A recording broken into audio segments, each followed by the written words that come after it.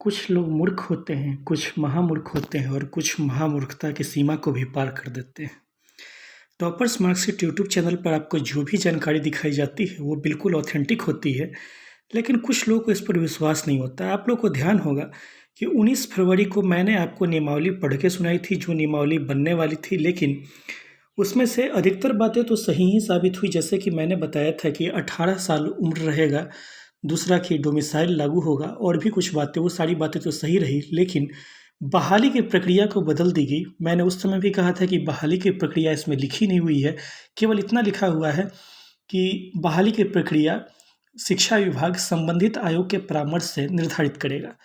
तो एक हमारे भाई साहब हैं जो कि कमेंट किए हैं कि भाई आपकी नियमावली का क्या हुआ, जो सचिवालय से देख कर आए थे, या आलोक की तरह आपको भी पता था कि ये होने वाला है, जितना यूट्यूब पर वीडियो बनाता है सब फ्रॉड है। तो आज समय आ गया है कि मैं अपने आप को सच्चा साबित करूं, इसीलिए चलिए वो नियमावली दिखाते हैं जो कि सरकार ने आपके लिए बना के रखा था, लेकिन उसकी जगह पे कोई और ही नियमावली आपको थमा के दे दी गई। तो आइए दिखाते हैं। आप जो यहाँ स्क्रीन पर देख पा रहे हैं, वो वह नियमावली है जो हमें प्राप्त हुई थी। लगभग ये 17-18 फरवरी के आसपास हमें प्राप्त हुई थी और उसी समय हम लोगों ने आपको ये संपूर्ण नियमावली बताई थी, दिखाई नहीं थी, और बताया था कि अगर कभी ये नियमावली गलत होती है तो इस नियमावली को हम लोग ज़रूर दिखाएंगे, ताकि आप लोग को विश्वास हो कि जो भी बता रहे हैं वो बिल्कुल सही बताए थे। तो चलिए स्टार्ट करते हैं, और आपके पास जो नियमावली होगी उससे मिला के देख लीजिएगा कि यह वह नियमावली नहीं है जो कि आपके पास है। और दिखाने का मूल पर्पस यही है कि किसने आपके साथ धोखा किया और कहाँ सब कुछ बदल दिया, इसको आप भी स्वयं से जानिए। चलिए दिखाते हैं। सर्वप्रथम यहाँ पर आप देख सकते हैं कि नियमावली के किसी भी पेज को अगर आप जूम करके देखिएगा तो आप लोग को प्रूफ के लिए दिखा दे रहे हैं कि यहाँ पर नियमावली पर डेट है 28/1/2023 का डेट है, जो कि बहुत पहले ही बन चुका था। और यह वही नियमावली है जिसके बारे में शिक्षा मंत्री जी ने कहा था कि हमने नियमावली पर साइन कर दिया है। ये वही वाली नियमावली है, आप मिला लीजिएगा। आपकी नियमावली से यह नियमावली बिल्कुल अलग है, ठीक है। तो वैसे तो इस नियमावली में लगभग 50 पेज के करीब में है या उससे भी ज़्यादा है, लेकिन सारे पेजों को आपको दिखला पाना संभव भी नहीं है, आपका इंटरेस्ट भी नहीं होगा। तो चलिए शुरुआत करते हैं, कुछ महत्वपूर्ण पेजों को दिखाते हैं ताकि इसके बाद आपको भी समझ में आए। देखिए हर एक पेज पर वही है, आप देख सकते हैं कि मुझे संपूर्ण नियमावली मिली हुई थी और ये लाइन बाय लाइन ही है नियमावली। आप देख सकते हैं कि हर एक पेज पे जूम करके भी दिखा दे रहे हैं। 28/1/2023 का था। मुझे खुद को साबित इसलिए करना पड़ा क्योंकि अग्नि परीक्षा से तो सीता जी को भी गुजरना पड़ा था, लेकिन यहाँ बिहार में कुछ मूर्खाधिराज हैं और ऐसे लोगों के लिए ही मेरे मन से इतने गलत गलत शब्द निकलते हैं कि मैं क्या बताऊं। क्योंकि इन लोगों को खुद से कोई काम करना नहीं, कोई दूसरा अच्छा काम करता है तो उस पर भी है। आपको हर एक पेज पे जूम करके दिखा देंगे 28/1/2023 का, ठीक है। ये शायद तो डिफिनीसन है, इधर आगे इधर भी दिखा देते हैं, आप लोग देख सकते हैं। यहाँ पर भी हर एक पेज पर 28/1/2023 की हैं और आप देख सकते हैं कि एकदम लाइन से नियमावली है, कोई भी पेज गुम नहीं है मेरे पास, ठीक है। इसलिए जो भी नियमावली मैंने बताई थी बिल्कुल सही बताई थी। इन सारे पेजों पर केवल डिफिनीसन लिखा हुआ है, इसलिए आप लोगों को इससे कुछ खास मतलब है नहीं। देखिए इस पर भी 28/1/2023 लिखा हुआ है, आप देख सकते हैं। ये पृष्ठ संख्या हम लोग 5 तक आ गए हैं, इससे पहले कुल 4 पृष्ठ दिखलाए। नेक्स्ट जो है ये भी दिखला रहे हैं आप लोग को। यहाँ पर भी कुल 6ठे पेज पे आ गए हैं। यहाँ पर भी आपको देख सकते हैं केवल डिफिनीसन ही लिखा हुआ है। 7वें पेज पर भी डिफिनीसन ही है। 7वें पेज पर जाकर आपका डिफिनीसन खत्म हो जाता है। जैसे आप देख सकते हैं डिफिनीसन करने का मतलब जैसे क्या लिखा है कि आयोग से अभिप्रेत है, यानी आयोग का क्या मतलब है, ये सब लिखा है। यहाँ देख सकते हैं चौथे नंबर बिंदु पर लिखा हुआ है कि जिला स्तर पर स्थानीय निकाय अंतर्गत इस नियमावली के अधिनियम पूर्व से नियुक्त उच्च माध्यमिक शिक्षकों, शारीरिक शिक्षकों, कंप्यूटर शिक्षकों, ललित कला शिक्षकों, नृत्य शिक्षकों, कृषि शिक्षकों, संगीत शिक्षकों, विशेष शिक्षकों, पुस्तकालयाध्यक्षों आदि इत्यादि सभी के लिए संवर्ग का गठन किया जाएगा। ये सब आप देख सकते हैं पृष्ठ संख्या 7 पर आ चुके हैं और यहाँ भी डेट वही है, 28/1/2023 का ही डेट है। फिर आगे चलते हैं। अब ये देखिए, ये आपकी नियमावली से ये पेज मैच कर जाएगा। इसलिए मैच कर जाएगा क्योंकि यहाँ पर देखिए इसी को पढ़ के हम लोगों ने आपको दिखाया भी था और सुनाया भी था। बिंदु संख्या 7.1.1 को देखिए, जो लिखा है कि भारत का नागरिक हो और बिहार राज्य के अस्थायी निवासी हो, परंतु विषय विशेष के मामले में छूट दिया जा सकेगा। ये हम लोगों ने आपको पहले भी दिखाया था और ये ही बात है। और यहाँ नीचे में 7(1)(2) में उम्र सीमा को कम करके 18 वर्ष किया गया, जिसके बारे में हम लोगों ने इसी नियमावली को पढ़ के आपको बताया था। और नीचे की तरफ चलते हुए आपको दिखा देते हैं कि यहाँ पर भी डेट जो है 28/1/2023 ही लिखा हुआ है। ये बात आप लोग देख सकते हैं, ठीक है।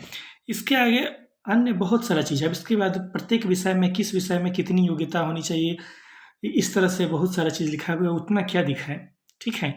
आप लोग को भी अब देखने में इंटरेस्ट नहीं हुआ, क्योंकि इस नियमावली से तो अब काम हुआ ही नहीं। आप देख सकते हैं हर एक पेज पर 28/1/2023 का ही डेट है। और मुझे दिखाना है, कंप्यूटर वाले देख लीजिए बार बार प्रश्न करते हैं कि आप लोग के लिए क्या लिखा गया था नियमावली में, ये आप लोग देख सकते हैं।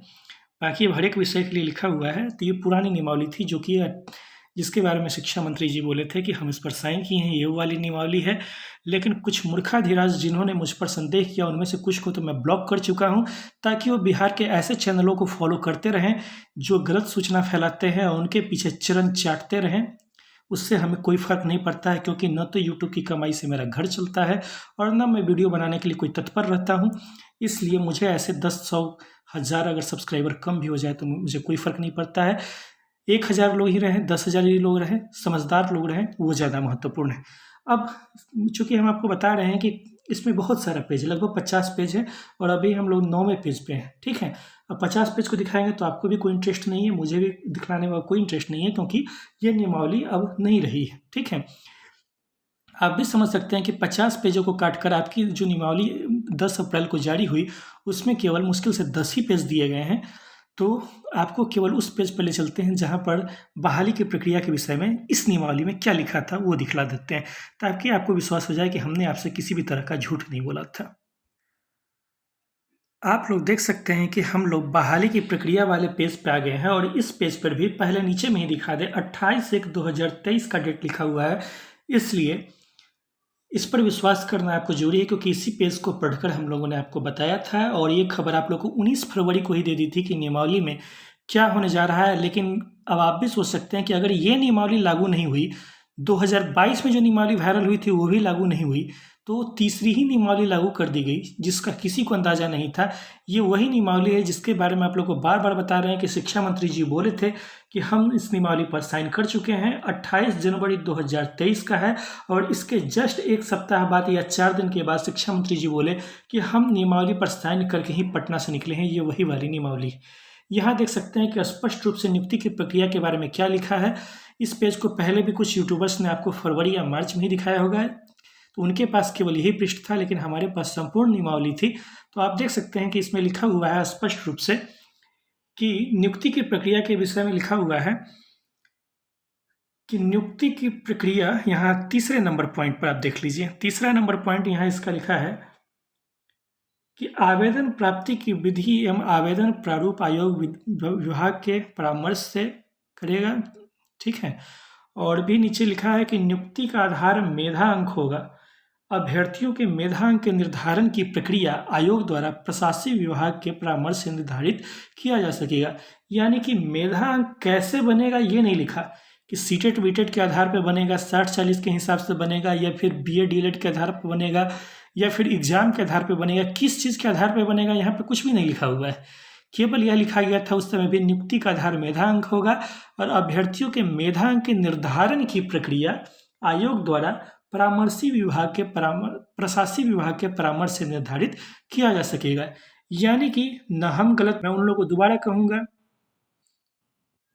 जो लोग भी उल्टा सीधा कमेंट करके जाते हैं, मैं उन लोगों को दोबारा कहूँगा कि आप लोग को विश्वास नहीं करना है मत कीजिए, बाकी लोगों को मत बरगलाइए, क्योंकि आप लोग मूर्ख ही नहीं बल्कि महामूर्ख हैं, जिनको किसी के भी खबर पर विश्वास नहीं होता है।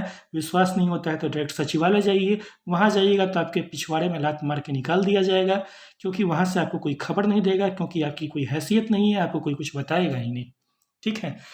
आज भी बता रहे हैं, कुछ अपुष्ट खबरें हैं कि निगेटिव मार्किंग रहेगा या नहीं रहेगा, बहाली का पैटर्न क्या होगा, परीक्षा का पैटर्न क्या होगा, इस बात पे कुछ खबरें हैं।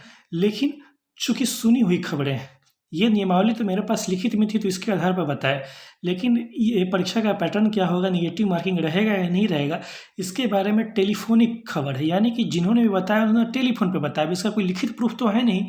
तो हमें भी जो पता चला वो सुनी सुनाई बातें हैं, ठीक है। अगर बता दें कल को गलत हो जाए तो फिर आप कहेंगे कि आप जो बताए सो गलत हो गया। तो इससे बेहतर है कि मत जानिए। अगर हम पर विश्वास नहीं है तो फिर जानने की भी ज़रूरत नहीं है। और मैं दावे के साथ इतना कह सकता हूँ कि जितने भी लोग चैनल खोल के बैठ चुके हैं और दिखा रहे हैं कि ये रहेगा, वो रहेगा, ये पढ़ लीजिए, वो पढ़ लीजिए, बातों में दूर-दूर तक सच्चाई नहीं है, या फिर कोई लोग बोलते हैं तो आधा ही सच है। बहाली की प्रक्रिया के बारे में अभी किसी को कुछ भी नहीं पता, सिलेबस क्या रहेगा ये भी नहीं पता, ठीक है? इसीलिए आप लोग को इंतज़ार करना ही पड़ेगा, दूसरा कोई उपाय नहीं है।